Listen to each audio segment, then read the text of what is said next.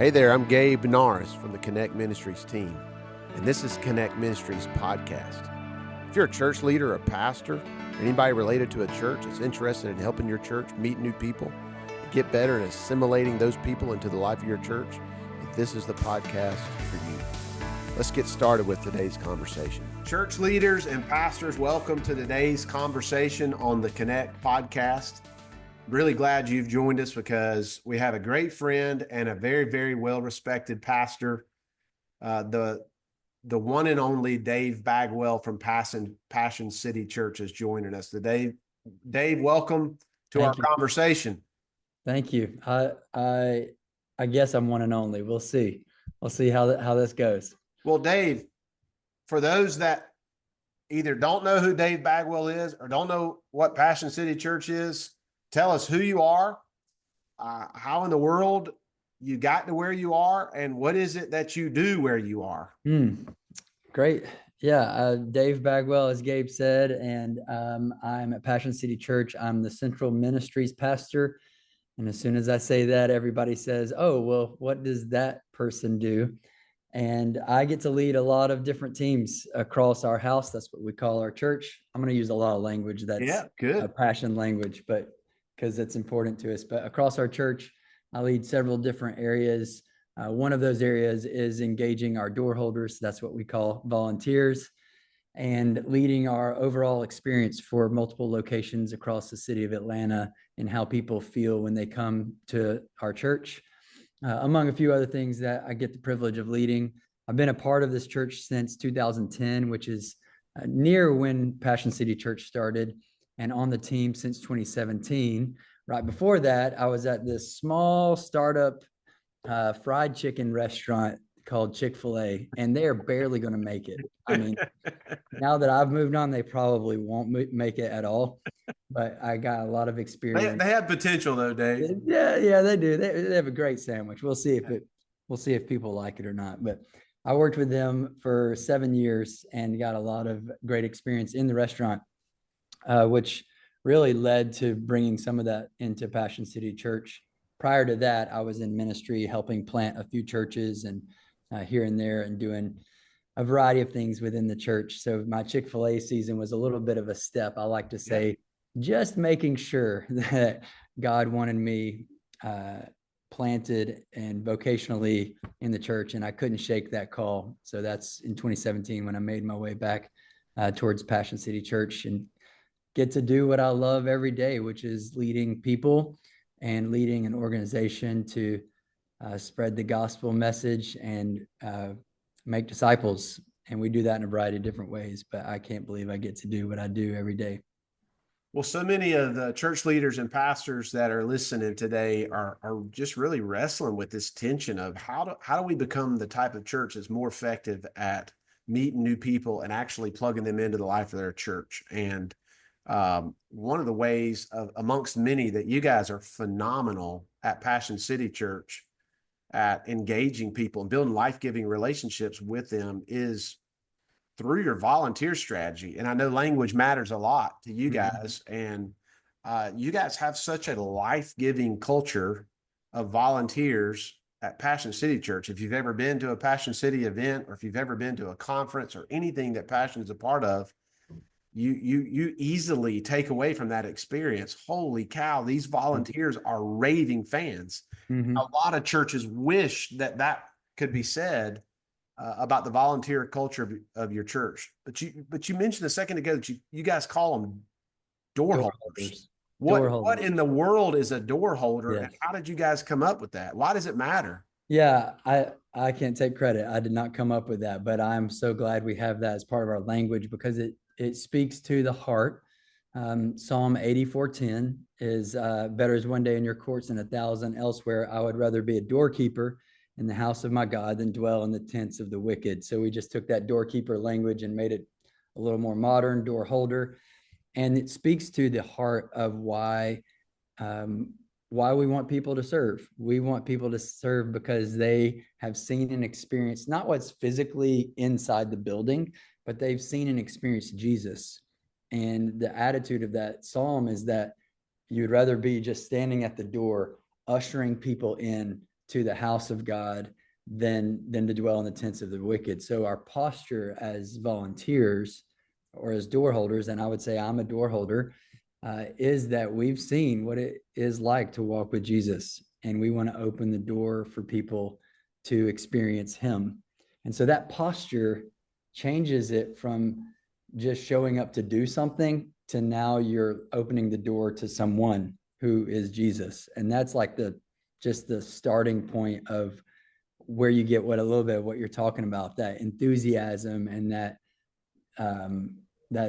zeal that comes across in a lot of our door holders. It's because what they're doing is more than the task that we've asked them to do. Now we can get into that. We ask them to do specific things, obviously, but the heart of the matter is encompassed in what we call them. So we would not have volunteers. It's going to be really hard for me to even translate that language in this podcast, because the connotation of a volunteer is kind of like sign up and then, oh, maybe I'll show up. But the door holder, we just want to like scrap that and then put our own language on it. Say, no, a door holder would rather, above anything else, would rather be there holding the door, and very happy to lean in that way.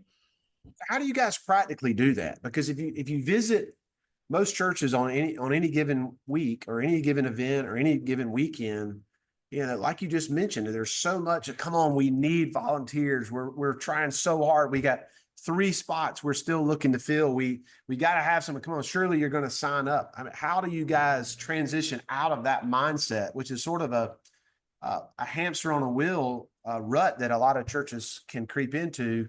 How do you get out of that and shift the mindset of the people to say, no, we're not asking you to sign up for an hour. We're inviting you to be a door holder. Yeah, there's so much I could say, and I want to be very careful not to try to be prescriptive and say if you do it just this perfect way that this is the results, right? So can just speak for my experience, and just want to also say that we don't get it right all the time, and we have to make corrections.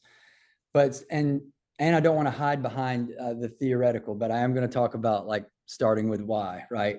The door holder definition is part of that. We have core values, and one of our core values, it's that we may, the phrase that we may, and that comes out of 1 Peter 2:9. It's you're a royal priesthood, talking about the church, a holy nation. And it says that you may declare the praises of him who called you.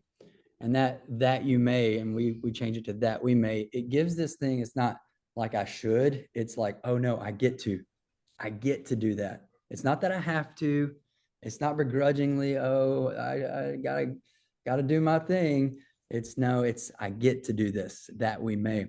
So we have that phrase that we can just call on. And when we want to, poke on that or point to the heart of a door holder, if we don't want to use the door holder definition, we'll say, hey, the attitude around this house is that everything that we do, you're carrying a that we may attitude. So our hope is when you show up on a Sunday or on a Wednesday or anytime, that you've kind of had a check in yourself. Am I showing up with a that we may, that I get to do this, I get to help, I get to lean in? Or am I showing up because, oh, I feel like if I don't show up, nobody else is going to be there. Or if I don't show up, oh, well, somebody begged me to be there. So that would be the like why behind the what.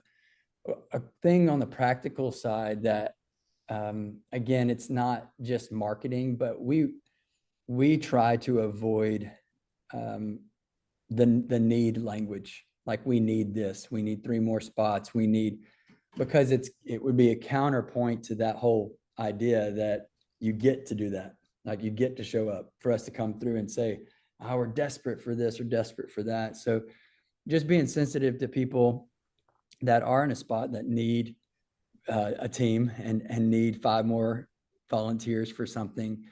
I think there's some value in just staying the course on the language and what you put out and what you put forward, that it's not getting people in the wrong posture before they even show up. Like, does that make sense? That like you're going out really strong on like, man, if we don't get these spots filled, then it's not going to happen. You've kind of set yourself up for the wrong posture when they show up to that event and do that thing. But what we fight on the counter side of that is that sometimes you do really need people to get things done.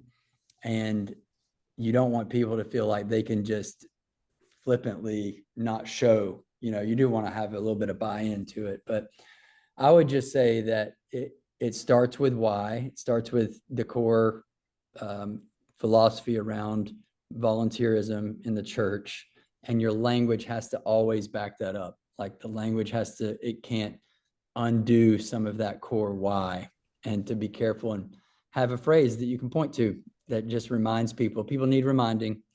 And it's not a heavy-handed reminder, but we have that written on walls. It's in training materials. It's in the forefront, reminding people that's why you serve. What I hear you saying is the why matters, the language that you use matters, and it's got to stay consistent across the board. The way you say it, the way you make it visual around the facility matters, all that matters. But you also mentioned buy-in. And it seems like a lot of the churches that we serve and a lot of churches that are listening, they want to get people bought in, and they know that a way to do that is you got to train them. You have to train these, whether you call them volunteers or door holders or anything in between, but nobody's got time to be trained. It's like we want people to be bought in, but we can't get on their radar. Their calendars too full. So how in the world, I know the people that you guys serve alongside of no different than anywhere else in the country. Everybody's busy. So how do you create buy-in when nobody's got time to get trained or to buy in? Oh, I might flip that around a little bit. And so come back and ask the question again if I didn't answer it. But if you don't train people towards a standard that you want, and this is for anything, church or outside the church, by not training them, actually like lowers that bar down to just their intuition or their own thoughts of what they do. So, and then when you lower that bar, you basically are communicating that the role does not matter. And when you do that, then people just slip all the way down to the lowest possible effort that they could give. But if you have a high training bar and you raise it all the way up there, then the role that they're playing all of a sudden has a little bit of like skin in the game, a little bit of hard work. I got to kind of earn this. I got to come in on it and ready. So I think the training validates the value of the role itself. And when you do that, you really get not the cream of the crop person. So because we want a space for everybody, but you get people's best. We talk about it a lot. Like the one way to do it would be this volunteer culture that just gets the scraps and the leftovers of someone's life. They did this during the week, and then they, the full lives that everybody has. They're so busy at work and home and all this kind of stuff. And then when you get to Sunday or whatever you did volunteering for your church, you got a little bit left to give, and they give you that little bit. We kind of want to turn that around and say, well, think about all the places you give your time and effort to. My goodness, the church, we want you to give your best. We're expecting you to show up at the top of your game when you're at one of our events, and we've raised that bar of that level. And so people are walking in like, I need to do what has been asked of me, to kind of, my shoulders are up a little bit. I'm not just kind of halfway doing this at all. Does that make sense? So the training has to be there. I think it actually validates that you care about the role. If you don't train people in what to do, then it just communicates that it doesn't matter. And when it doesn't matter, they don't show up. And so goes the hamster wheel. Whatever you guys are doing, it is working. I'm trying to even quantify in my mind.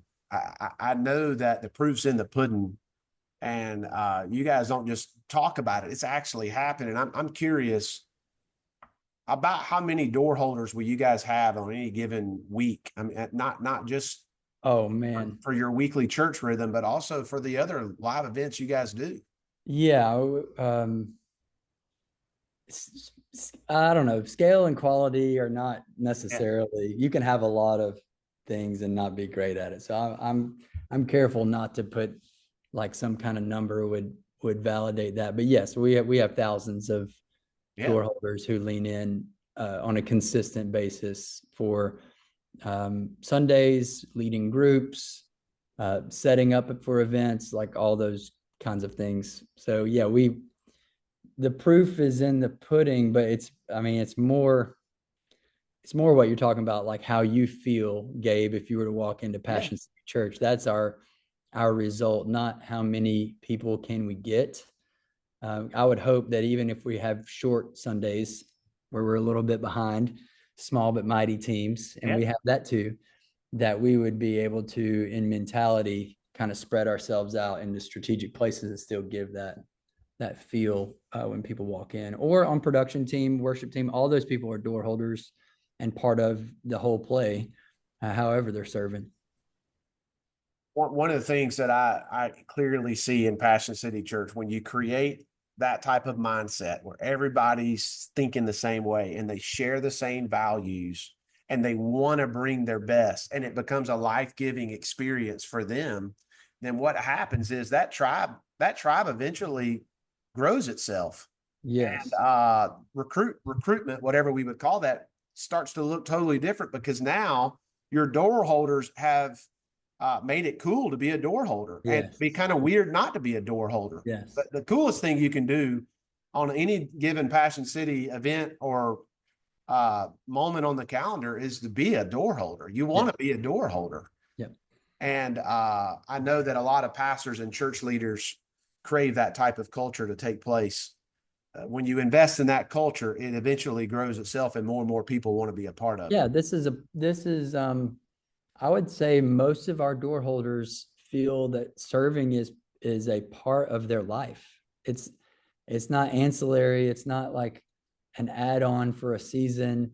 It's like part of an identifier of who they are. And that's because we've created such value in being a part of the family. And to be part of the family means you're a contributor. To be a Yeah. contributor, that means you're a door holder. So we've kind of put it on in the run of like, you want to be part of this church. Well, Yeah. people that are part of this church contribute. And so that's where you get this, people on their Facebook or Instagram, they're a door holder. It's just part, their mom and their dad, or they work here or there, but they're a door holder. We would have plenty of people that are identifying themselves as, Christ follower first, of course, but right down from that, it's a major part of what they do is what they get to be a part of at Passion City. Dave, I know at a church the size of y'all's, when you have as many door holders as you have, it could, as you alluded to a second ago, it could be easy to get lost in the numbers, and boy, there's a lot of them. Yeah. But I wonder if there's one person that comes to your mind when you think, wow, that captures the beauty of what happens when you take the time to invest in your volunteer culture. Then you get people like that who maybe used to be far from God or not a part of the local church, no orientation towards Christ, certainly weren't going to give their time or energy or resources to volunteering. And look at them now. The door holder strategy is worth it, if only for that person that comes to your mind. Who would that be? What's their story that you would just say, I'm telling you it works, and I've seen it because I've walked alongside of this person, and I've seen it totally transform their life, and now they're adding value to what God's doing in our church. Where would I begin? It's like I could name tons. I could name myself. I am okay. I can think of three people: myself, a guy named Brian Bennett, and a guy named Herman Thomas. Those would be three individuals that represent this really well. So for me, I've adopted all of my children. I have a 12-year-old and I have twins that are 10.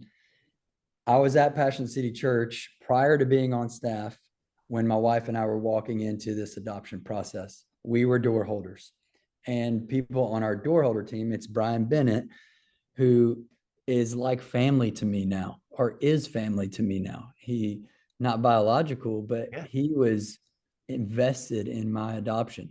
He would text me and pray for me. And when we adopted Lola, our first, he was the one showing up on my doorstep with diapers and leading the charge on rallying the other door holders to Yeah. support us. So I felt that. I was ordained as a pastor at Passion City Church. Guess who came to the ordination ceremony for Dave Bagwell?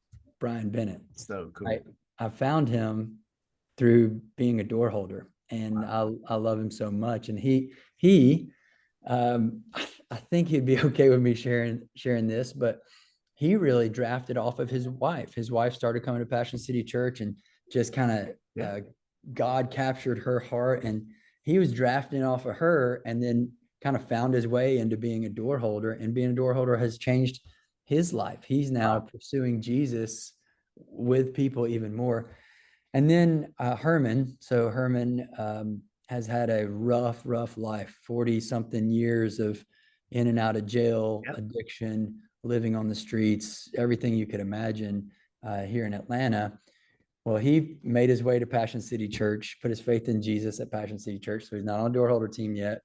But, the very kind of first thing after that is like, okay, Herman, great. You can go to this class. I'm sure plenty of churches listening to this have the new believers class. Go to this class, be a part of this group. We did all that. But at some point, you got to start contributing. Yeah. And so now he's able to find his people and connectivity. And Herman, he would be okay with me sharing this too. He walks into Passion City Church and he doesn't feel comfortable right off the bat. He Right. doesn't feel comfortable hardly in any spaces because he spent so much time on the street. So he's relearning Yeah. what it means to be comfortable with people. So when he walks into Passion City Church, when he can see someone that he served with that kind of has welcomed him in, that means everything to him.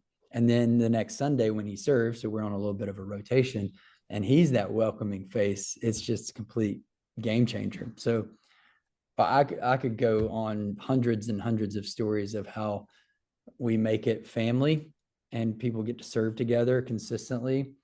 And then they do a lot of the work to kind of tie up all that connectivity. And it just, yeah, life-giving relationships. Yeah. That's what it's about.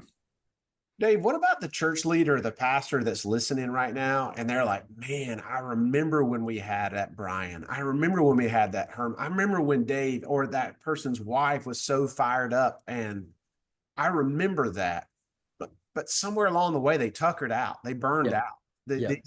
These volunteers that were once game changers, they just kind of faded away. What would you say to the church leader or pastor that can remember a time when they did have a life-giving volunteer culture, but it Yeah. just drifted? How do you prevent burnout from people that are serving on such a regular basis? Yeah, we have a few things in place structurally that really help us.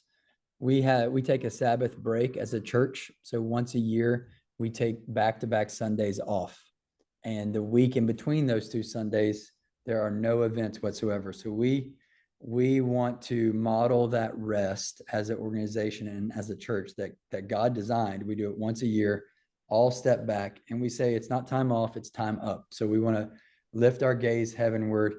Stop, rest, and remember is kind of part of our phrasing there. Stop what we're doing, rest, and remember the faithfulness of God. Yeah. We have that built into our church calendar. Every door holder knows there's at least 2 weeks out of the year that I'm not going to be serving, and I'm not even going to be attending church because church isn't happening, and anything in between is not happening.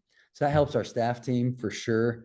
It helps a lot of our door holders to take a breather, especially when we're in a season of launching something and we don't have them on Yeah. a like bi-monthly rhythm.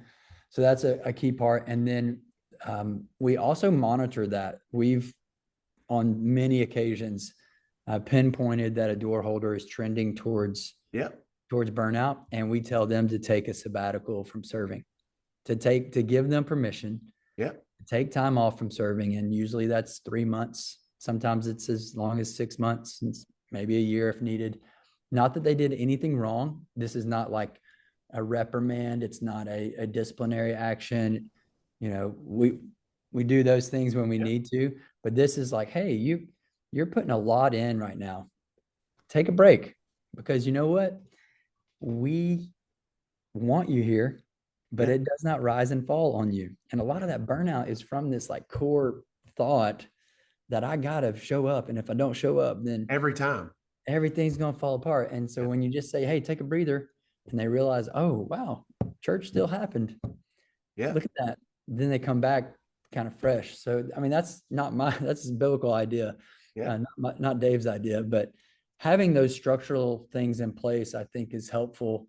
And just having your eye out for it and having enough span of care would be the kind of word around that, is making sure that you've got layers of leadership within your doorholder teams where, it's 1 to 8 or 1 to 12 or maybe 1 to 4, whatever it is, like layers of leadership so that you can ask questions. Hey, how's Brian Bennett doing? Yeah. And someone knows how he's doing. Hey, does he look through your teams, look through your rosters? Does anybody need a break? And you can ask that and prompt that. But if you're 1 to 50, then you are going to burn somebody out because the span of care is too wide. And even in between sabbaticals or spotting somebody that's trending towards tuckering out. I mean, you guys are constantly encouraging your door holders. You guys are invested in them, Yes. taking care of them. Yeah, we drip our culture all the time. And embedded in the culture is kind of like why you do what you do and all these kind of things that reinforce it. We have door holder rallies is what we call them. We have huddles. They're organized in groups. So there's a lot of like being seen, that someone's not invisibly showing up and begrudgingly just manning their post. So you're known who you are, and when you're there and when you're serving, people checking in on you. Well, if you're a church leader or a pastor that's listening today and you think, man, what would it look like for our church to become more effective at meeting new people because we built life-giving relationships, and in this case, specifically with volunteers, and we have built the Connect conference with you in mind. And just so you know, and Dave is very familiar because Dave's around conferences quite a bit and is always either in one or planning for one. There's plenty of conferences to go to, and many of those conferences have a list of amazing speakers, and we hope the Connect conference can be that for you. But what we're really excited about at the Connect conference is that we're going to have a slew of workshops, and these workshops are built for you to leave not just saying, wow, that speaker was the best I've ever seen, but we want you to leave with a personalized game plan. And at the Connect conference, we're going to not only teach you about how to create a culture of life-giving relationships at your church, you're going to leave with a framework that will be specialized and personalized for your context, for your church. And Dave's going to be there in person, and he's going to talk about what it would look like for your church to become more effective at investing in the culture of your volunteers. So, Dave, I'm curious, why are you going to be there? And from your perspective, why would a church leader or a pastor want to be a part of the Connect conference coming up in January of 2026?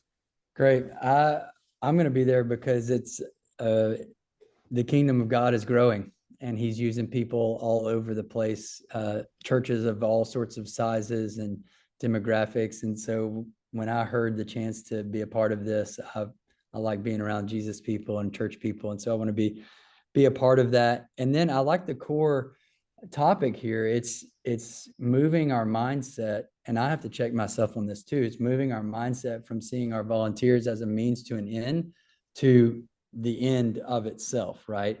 That we get to create opportunities for people to have these life-giving relationships, and they're not just meeting our need, right? We're not just using them. It is the fact that they are involved that actually leads us to be able to make disciples. And why would someone want to come? Probably not to hear me, but I don't know if I've given a few tips here. Maybe that's helpful. But being around brothers and sisters and one another, best practices, hearing that, you're just going to be energized by what God is doing all around the world, all across the country. And I know I'll walk away from moments like this, conferences like this, feeling like not overburdened by anything, but just like, yeah, I'm a part of a larger team, a larger family, and I'm going to go occupy my corner, and I'm going to do my thing with excellence. So I hope that's everybody's posture. That's why I would come along to something like this. Maybe to get one or two nuggets, but really to feel connected to the larger kingdom of God and what he's doing. Hey, the Connect conference is coming, and our goal is not at all for you to become more like Passion City Church, but our goal is for you to consider shifting your mindset so that you might actually become even more effective at investing in and creating a life-giving culture amongst your volunteers. And watch what will happen. If you'll do that, then your tribe of volunteers will eventually, over time, they will grow itself, and more people like Herman, like Brian, like somebody's wife, a new family, a new teenager, a person that was far from God, that was not connected to the church, will start plugging in. And they'll not only plug in, they'll say, wow, I don't want to just go to church here. I want to invest in this church. I want to add value and play my part, the God-given role that I have, so that I could contribute to what God's doing in the context of this church. So Dave's going to be there. I'm going to be there. The Connect team's going to be there. We have a lot of other great speakers that are going to be there, and we look forward to seeing you at the Connect conference in 2026. Dave, thanks for joining us for today's conversation. Thanks for having me. I look forward to seeing you soon, sir. I'll be there.